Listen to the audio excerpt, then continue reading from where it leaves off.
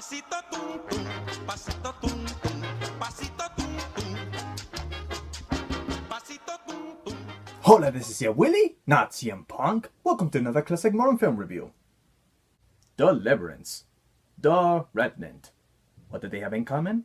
They're related to the theme of man versus wild. And I'm back at doing one video review at a time, so let's begin with the 1972 Deliverance, from a director worth noticing for having a few hits and a few misses.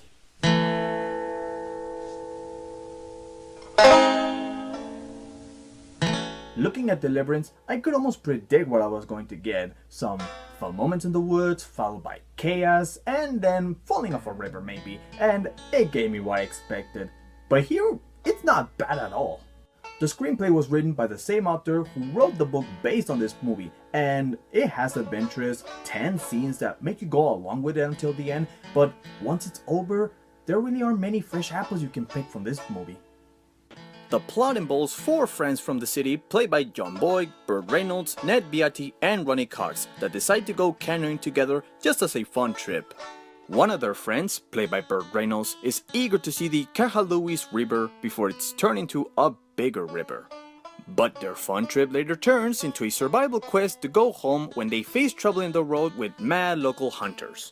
The plot doesn't explain why they're chasing them, it just portrays them out of nowhere as crazy men.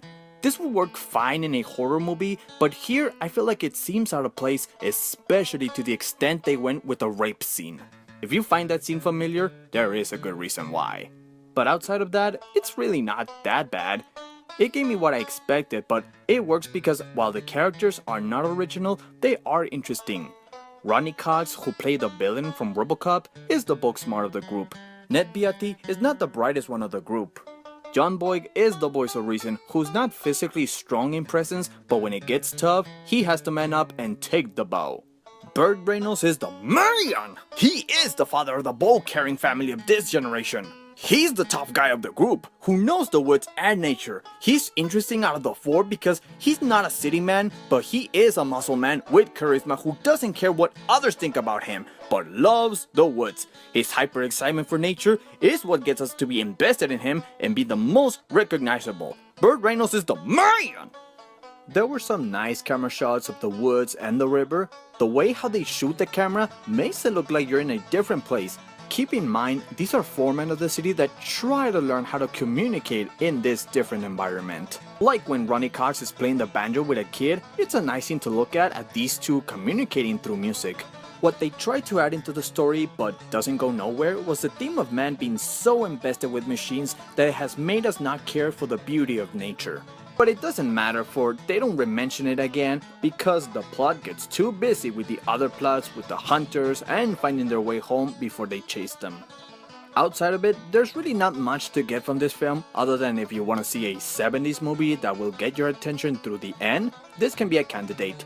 But as a whole, it's not terrible. It's a decent survival movie that you can sit through with nerve-wracking scenes like the canoeing on the river, a cool Burt Reynolds, and heavy strong scenes that kids should be avoided from watching.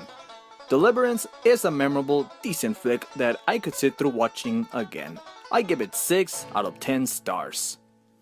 So those were my thoughts on Deliverance. You can comment down below and say what were your thoughts about the movie. Did you like it or you didn't like it? Well, tune in next time because next video I'll be doing The Revenant. So for now, that's it for today.